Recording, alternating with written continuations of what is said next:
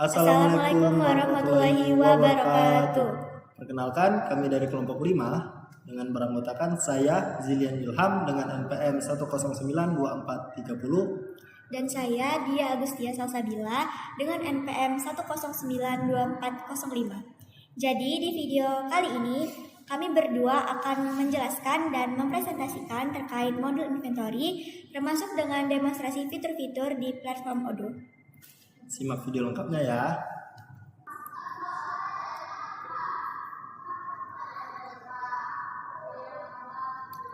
Baiklah, pada kesempatan kali ini saya akan menjelaskan terkait modul inventory. Nah, berikut ini ada beberapa hal yang akan dibahas pada video kali ini. Yang pertama itu ada terkait modul inventory atau apa itu modul inventory. Yang kedua ada proses bisnis dan juga siklus utama dari modul inventory. Yang ketiga ada komponen utama dari modul inventory. Yang keempat ada fitur-fitur utama dari modul inventory. Dan yang terakhir ada demonstrasi penggunaan masing-masing fitur di platform Odoo. Jadi pertama-tama di sini saya akan menjelaskan terkait modul inventory.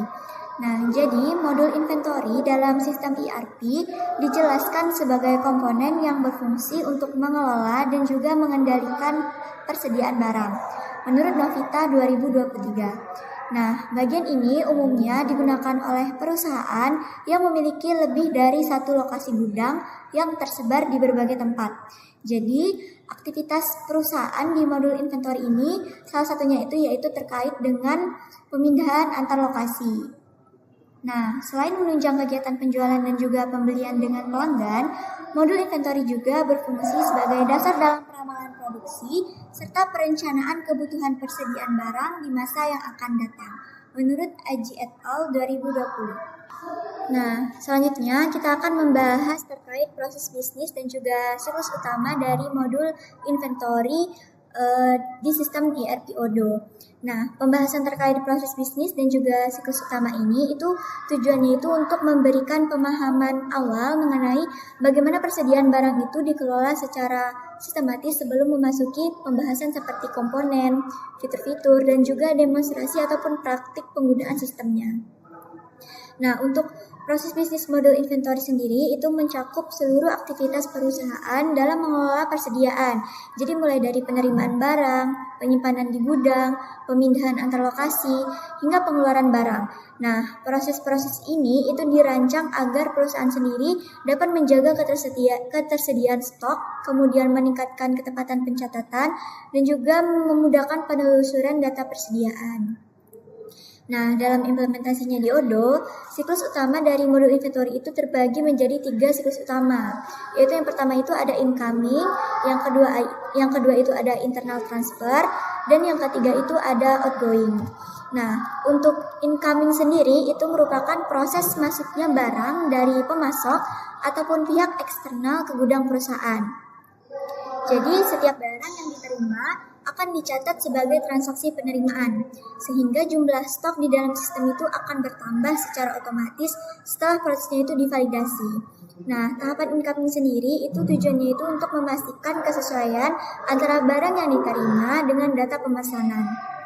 Kemudian yang kedua itu ada internal transfer.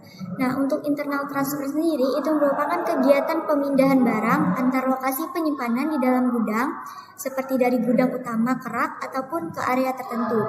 Nah, pada tahap ini kuantitas total barang itu tidak mengalami perubahan, namun lokasi penyimpanannya yang diperbarui di dalam sistem tersebut. Nah, proses ini mendukung pengelolaan tata letak gudang yang lebih tertata dan juga efisien. Kemudian yang ketiga itu ada outgoing. Nah, untuk outgoing sendiri itu merupakan proses pengeluaran barang dari gudang yang umumnya terjadi akibat permintaan penjualan atau distribusi ke pelanggan. Nah, pada tahap outgoing ini, sistem itu akan mencatat transaksi pengiriman melalui delivery order. Dan setelah divalidasi, jumlah stoknya itu akan berkurang secara otomatis sesuai dengan jumlah barang yang dikeluarkan tadi. Nah, dari ketiga tahapan ataupun 3 siklus utama dari modul inventory tersebut, nah ketiganya itu saling terintegrasi dan dijalankan secara otomatis di dalam sistem ERP Odoo. Jadi setiap aktivitasnya itu Jadi setiap aktivitasnya itu akan aktivitas persediaannya itu akan langsung mempengaruhi data stok ataupun laporan dari inventorinya. Sehingga informasi yang dihasilkan itu selalu diperbarui secara real time. Nah, dengan adanya proses bisnis dan juga siklus utama di modul inventory ini, jadi dia lebih terstruktur. Jadi modul inventory ini mampu membantu perusahaan dalam mengoptimalkan pengelolaan persediaan, meminimalisir kesalahan pencatatannya, kemudian mendukung pengambilan keputusan yang lebih akurat juga. Nah, proses ini juga menjadi landasan utama dalam penerapan berbagai komponen-komponen dan juga fitur inventory di Odoo yang akan kita bahas selanjutnya. Jadi selanjutnya kita akan membahas terkait komponen-komponen utama yang ada di modul inventory. Jadi modul inventory di dalam sistem ERP itu tersusun atas beberapa komponen inti yang berfungsi untuk mendukung pengelolaan persediaan barang secara terpadu. Jadi, setiap komponen-komponen ini memiliki peran masing-masing dalam memastikan proses inventory-nya itu berjalan dengan baik. Nah, untuk komponen-komponennya sendiri itu terdiri dari 4 komponen. Yang pertama itu ada product management, yang kedua itu ada location dan warehouse, yang ketiga itu ada stock movement, dan yang terakhir ataupun yang keempat itu ada inventory control. Nah, kita akan bahas dari yang komponen pertama dulu ataupun product management. Nah, product management itu terkait dengan pengelolaan data produk seperti nama, harga, kategori, dan sebagainya. Jadi pada komponen pertama, product management ataupun pengelolaan produk ini, pengguna itu dapat mencatat dan juga mengatur informasi produk yang meliputi nama barang, kemudian ada juga kategori, satuan barangnya, serta data-data pendukung lainnya. Nah, informasi produk tersebut dapat menjadi acuan utama dalam setiap aktivitas persediaan, baik saat barang masuk, kemudian saat barangnya dipindahkan, maupun saat barang tersebut dikeluarkan dari gudang. Kemudian yang kedua itu ada location dan juga warehouse. Nah, untuk komponen kedua itu terdapat fitur multi warehouse dan juga multi location seperti rak, zona, dan juga ruang penyimpanan. Nah, jadi pada komponen kedua itu namanya itu location dan warehouse atau pengelolaan gudang dan juga lokasi penyimpanan. Nah, melalui komponen kedua ini, Odoo memungkinkan perusahaan-perusahaan itu untuk mengatur lebih dari satu gudang serta membagi gudang itu ke dalam beberapa lokasi penyimpanan. Jadi pengaturan ini tuh membantu perusahaan dalam menata persediaan secara lebih terstruktur sehingga proses penyimpanan barang itu dan pencarian barang juga menjadi lebih efisien. Kemudian yang ketiga itu ada stock movement. Nah, di komponen ketiga itu dia mencatat aktivitas seperti incoming atau penerimaan barang. Yang kedua itu ada internal transfer atau perpindahan antar lokasi. Dan yang ketiga itu ada outgoing ataupun pengiriman. Nah, pada komponen ketiga itu stock movement ataupun pergerakan stok.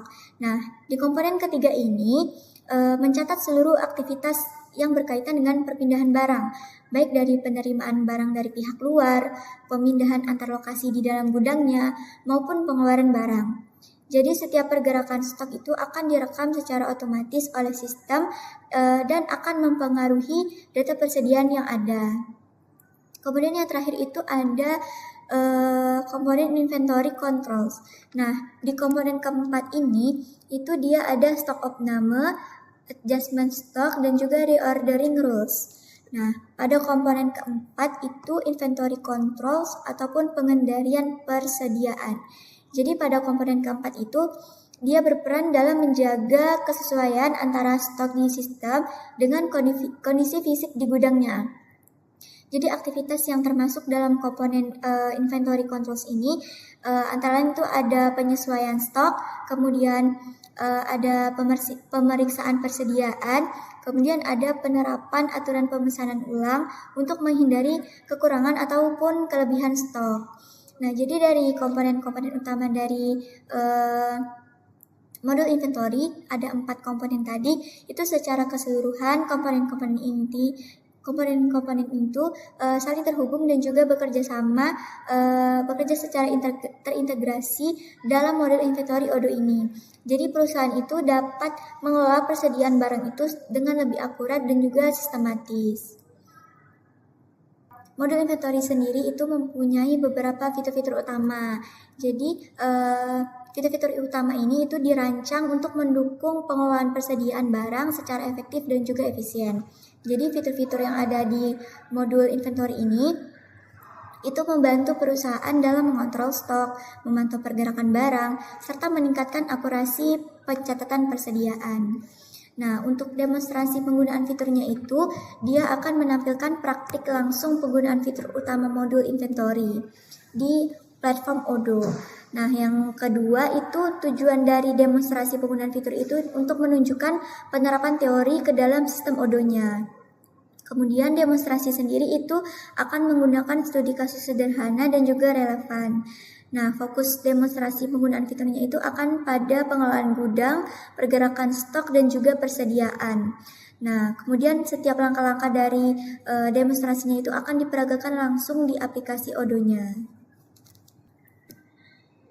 Oke, selanjutnya kita akan menjelaskan terlebih dahulu terkait teori dari fitur-fiturnya ini. Baru kita akan melakukan demonstrasinya. Jadi yang pertama, untuk fitur-fitur utama dari modul inventory itu ada multi warehouse dan juga multi location.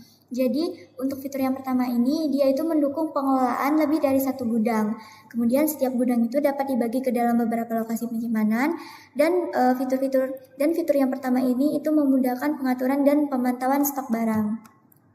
Jadi fitur pertama dari multi warehouse ataupun multi location itu dia memungkinkan perusahaan untuk mengelola lebih dari satu gudang serta membagi setiap gudang itu ke dalam beberapa lokasi penyimpanan seperti rak ataupun zona-zona tertentu. Nah, dengan adanya fitur-fitur multi warehouse dan juga multi location ini, dia pengaturan dan pemantauan persediaan barangnya itu menjadi lebih terstruktur dan juga mudah dikendalikan. Nah, kita langsung aja coba untuk mempraktekannya. Nah, yang pertama itu kita masuk ke inventory, lalu kita ke configuration. Nah, di sini di configuration ini ada menu warehouse. Jadi kita pilih warehouse. Nah, di sini kita buat dulu warehouse yang ingin kita buat. Nah, kalau muncul tanda ini kita langsung close aja. Di sini kita isi untuk misalnya itu namanya gudang ya. Gudang pusat Jakarta misalnya. Nah, terus ada short name-nya. Name-nya kita kasih WH. Terus kasih strip JK. Kalau JK itu nggak muncul nih, nah. Jadi JK aja. Nah, lalu kita save nih, save manual. Kalau di sini kita cek warehouse-nya, itu bakal muncul warehouse yang udah kita catat tadi. Nah, terus kita lanjut nih untuk buat multi location-nya.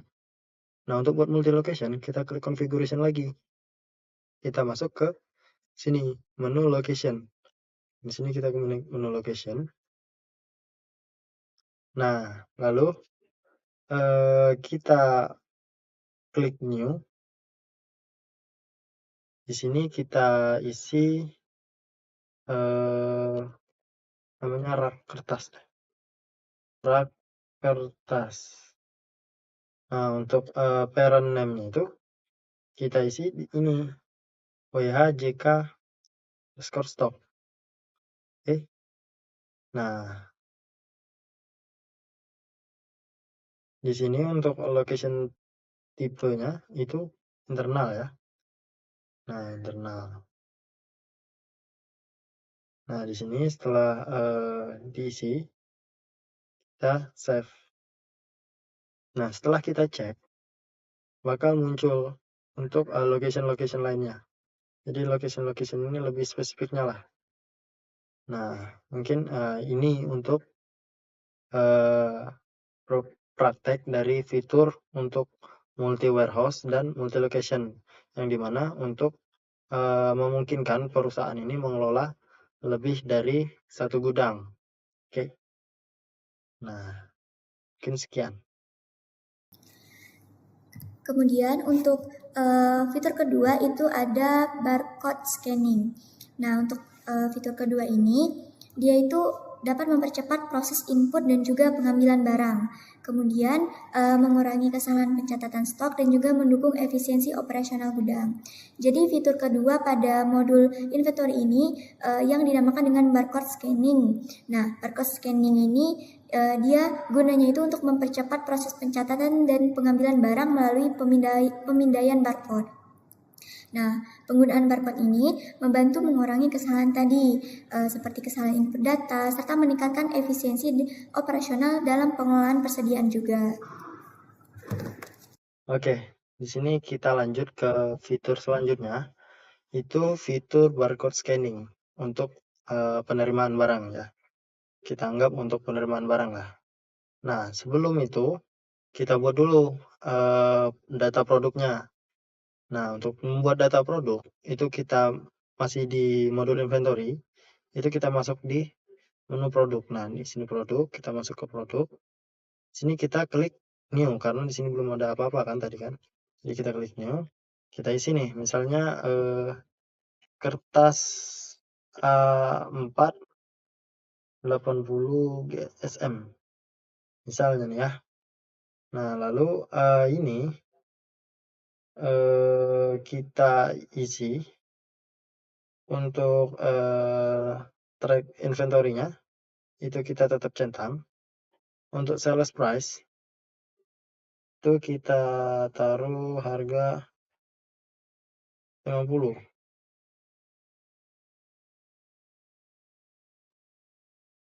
Nah, untuk cost-nya kita taruh di harga 40.000. Gitu. Nah, ini ada kategori. Untuk kategori ini kita pilih karena nggak ada kita harus isi lagi untuk buat baru. Kita klik new. Ini kita klik office supplies ya.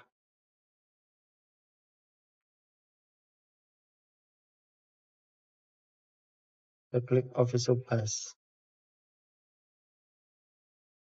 Oke, kita klik save. Nah, sini sudah muncul office supplies. Lalu kita simpan. Nah, oke, kita lanjut untuk setelah membuat data produk tadi, kita coba untuk fitur barcode ya, fitur barcode scanning. Nah, untuk fitur barcode scanning ini sendiri, kita coba untuk penerimaan barang deh. Untuk penerimaan barang, itu sedikit penjelasan untuk fitur barcode scanning ini, itu untuk mempercepat proses penerimaan barang. Jadi dia ini untuk mempercepat proses penerimaannya.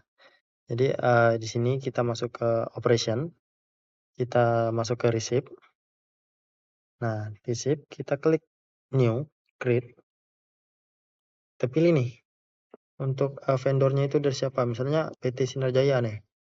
PT Sinar Jaya untuk penyimpanan destinasi location, untuk penyimpanan data yang nanti bakal diterima, itu kita simpan di gudang pusat. Nah, lalu kita add produknya. Kita add produk itu misalnya kertas. Kertas ya, untuk permintaannya itu kita isi 50 unit. Lalu kita klik di sini untuk barcode. Karena kita nggak ada alat scan ya. Sebenarnya enak kalau ada alat scan-nya.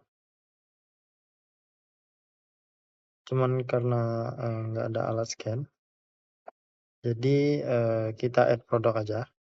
Produknya tadi kertas. Ini kita isi 50. Ini untuk destinasi location-nya itu tadi udah kita atur ya. Jadi di sini udah otomatis. Kita klik OK. Nah, di sini kita klik validate. Nah, setelah klik validate, kita di sini bakal tertulis done. Artinya itu kayak udah termasuk lah. Nih kita coba dilihat di produk. Jadi kan kita order 50 kan permintaannya. Nah, di sini udah masuk nih. Tadi kan 50 kan. Jadi sekarang jadi 51. Jadi begitu untuk fitur barcode-nya. Ini karena kita nggak ada alat scan barcode-nya itu nggak bisa jadinya untuk coba langsung. Scan teman-teman. Kemudian untuk fitur yang ketiga itu ada stock moves dan juga stock picking. Nah, pada fitur ketiga ini dia akan mencatat setiap pergerakan barang. Nah, stock moves ini untuk perpindahan antar lokasi, sedangkan kalau stock picking ini untuk proses penerimaan dan pengiriman barang. Jadi fitur ketiga pada modul inventory ini itu ada stock moves dan juga stock picking. Nah, fitur ini itu berfungsi untuk mencatat setiap perpindahan dan pengambilan barang dalam sistem inventory. Untuk stock book sendiri itu tadi kan digunakan untuk mencatat pergerakan barang antar lokasi. Sedangkan stock picking itu digunakan dalam proses penerimaan maupun pengiriman barang. Nah, sehingga seluruh aktivitas pergerakan stok itu dapat terpantau dengan baik dengan adanya fitur stock moves dan juga stock picking tadi. Nah, lalu selanjutnya kita coba untuk fitur stock move. Nah, seperti yang dijelaskan teman kami tadi, terus kita akan coba fitur stock move dan internal transfer. Nah, di sini kan karena anggaplah permintaannya itu meningkat di cabang yang di Pangkal Pinang. Nah, perusahaan ini ingin memindahkan stok dari gudang pusat ini ke gudang cabang. Nah, jadi kita caranya itu langsung kita praktekkan ya. Ini caranya kita masuk ke menu inventory, kita ke klik operation. Nah, di sini kita pilih internal. Nah, di sini kita klik internal nih. Setelah klik internal, kita klik new. New untuk mentransfer barang tadi. Nah, tadi kan kita mau memindahkan stok dari gudang pusat ke gudang cabang. Jadi asal tadi itu kita gudang pusatnya kan dari Jakarta. Itu kita klik warehouse Jakarta yang stok. Terus kita pindahkan ke warehouse PKP, ke gudang cabangnya, PKP stok. Nah, terus kita add produknya. Kita add ini produknya misalnya kertas tadi. Kita add produknya itu sekitar kita coba 20 unit ya. 20 unit. Lalu kita klik sini. Kita klik validate. Setelah diklik validate, itu bakal kita udah done. Kemudian yang keempat itu ada reordering rules. Nah, di fitur keempat ini dia itu akan mengatur batas minimum dan juga maksimum stok. Nah, kemudian dia juga akan sistem ini memberi peringatan ataupun melakukan pemesanan otomatis. Kemudian yang terakhir itu ada mengurangi risiko kehabisan persediaan. Jadi pada fitur keempat reordering rules ini fitur keempat ini tuh memungkinkan sistem itu melakukan pemantauan stok secara otomatis dan memberikan peringatan atau melakukan pemesanan ulang ketika jumlah persediaan itu mencapai batas minimum yang telah ditentukan.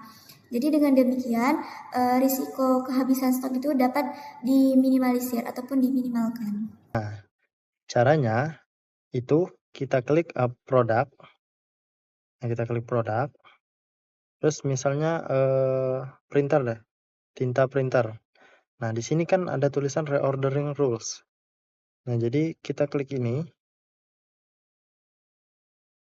Lalu kita klik new.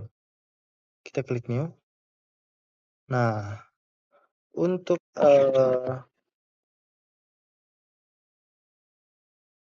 warehouse-nya itu, location-nya, kita itu pilih WHJKT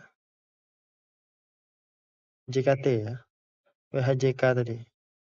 Nah, terus untuk minimal stok itu kita atur semisal 3 5 deh. 5. Nah, maksimal itu kita taruh 15. Nah, jadi ketika stok ini habis, kan bakal ada peringatan nih. Ada peringatan, jadi bisa langsung ke trigger auto untuk memesan order langsung, untuk mengorder. Nah, selanjutnya itu untuk fitur kelima itu ada LIFO dan average cost. Jadi pada fitur kelima ini dia itu menyediakan metode penilaian persediaan, kemudian menentukan nilai stok berdasarkan metode biaya, dan berpengaruh pada laporan persediaan dan keuangan. Jadi pada fitur kelima ini merupakan metode penilaian persediaan yang dimana meliputi FIFO, LIFO, dan juga average cost. Jadi metode ini itu digunakan untuk menentukan nilai persediaan barang berdasarkan perhitungan biaya yang berbeda. Dan hasilnya itu akan mempengaruhi nilai persediaan yang tercatat dalam sistem serta laporan keuangan di perusahaan. Kemudian untuk fitur keenam itu ada batch dan serial number. Nah, untuk batch dan serial number sendiri dia itu untuk melacak barang berdasarkan batch atau nomor seri. Kemudian dia juga memudahkan pengawasan barang secara detail dan penting untuk produk tertentu seperti makanan itu dan juga obat. Jadi pada fitur keenam ini batch dan serial number ini itu memungkinkan pelacakan barang secara lebih detail berdasarkan nomor batch ataupun nomor seri. Nah, pelacakan ini itu sangat penting untuk produk tertentu yang memerlukan pengawasan ketat, seperti pada produk makanan tadi, obat-obatan, ataupun barang-barang elektronik. Kita buka configuration di modul inventory, masuk ke setting, kita scroll ke bawah sampai ke traceability. Nah, di sini ada load of number. Dan di sini kita klik OK. Kita centang, lalu kita save. Selanjutnya itu untuk fitur ketujuh itu ada expiry date tracking. Nah, untuk fitur ketujuh ini dia itu mencatat dan juga memantau tanggal kadaluarsa barang. Kemudian membantu mengurangi risiko barang rusak atau kadaluarsa serta mendukung pengelolaan stok yang lebih aman. Jadi pada fitur ketujuh ini dia itu digunakan untuk mencatat dan memantau tanggal kadaluarsa barang. Jadi dengan fitur yang ketujuh, perusahaan ini dapat mengelola persediaan itu dengan lebih baik dan mengurangi risiko kerugian akibat barang yang sudah tidak layak digunakan ataupun barang rusak ataupun kadaluarsa. Yang pertama itu tentu kita harus mengaktifkan dulu expiring date.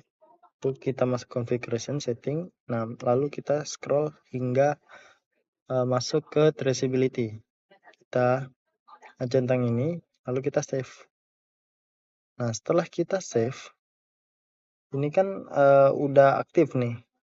Nah, kita bakal nyoba aktifin pelacakan expiring date ini di produk. Oke. Ini kita masuk ke inventory, kita produk. Pilih produk, kita pilih tinta nih. Tinta printer. Nah, setelah kita pilih tinta printer, itu kita pilih di sini by load. Oke, nah kita pilih by load.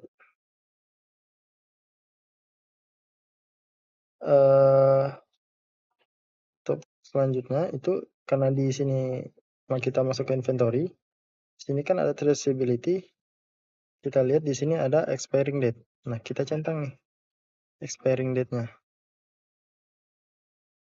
Untuk expiring date itu after receipt kita kasih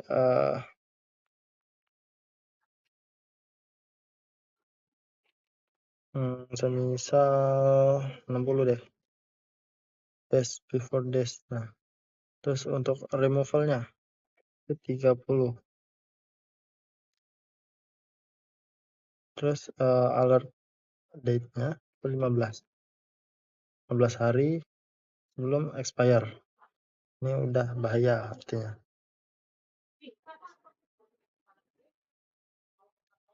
Nah, lalu kita klik save. Kita save. Fitur yang ke-8 ataupun yang terakhir itu ada inventory valuation otomatis. Nah, di fitur yang ke-8 ini dia akan menghitung nilai persediaan itu secara otomatis, kemudian dia dapat terintegrasi dengan modul akuntansi dan juga mendukung laporan keuangan yang akurat. Jadi di fitur yang ke-8 itu inventory valuation otomatis ini memungkinkan sistem itu untuk menghitung dan mencatat nilai persediaan itu secara otomatis berdasarkan transaksi yang terjadi dan juga metode penilaian yang digunakan. Nah, data nilai persediaan ini itu terintegrasi dengan modul akuntansi sehingga mendukung penyusunan laporan keuangan yang lebih akurat. Jadi secara keseluruhan, fitur-fitur utama pada modul inventory Odoo ini saling terintegrasi dan juga mendukung perusahaan ini itu dalam mengelola persediaan barang secara optimal, secara akurat dan juga berkelanjutan. Untuk mempraktikannya, kita bisa ke reporting. Kita lihat di sini ada stok. Nah, kita lihat stok untuk jadi di sini si manajemen bisa memantau stoknya yang berada sekarang, yang ada sekarang, yang bisa digunakan dan yang bakal datang. Lalu ini untuk pergerakan, analisis pergerakannya. Nah, jadi disinilah memudahkan si manajemen dalam memantau persediaan secara real time. Nah, jadi berdasarkan studi kasus yang sebelum-sebelumnya tadi dari PT Sumber Tulis Sejahtera, itu kita bisa simpulkan kalau modul inventory Odoo ini menyediakan fitur yang lengkap dan juga terintegrasi untuk mendukung pengelolaan persediaan yang efektif, efisien, dan akurat. Sekian penjelasan dan presentasi dari kelompok kami. Terima kasih sudah menyaksikan. Mohon maaf apabila ada salah kata atau kalimat. Kami akhiri dengan wassalamualaikum warahmatullahi wabarakatuh.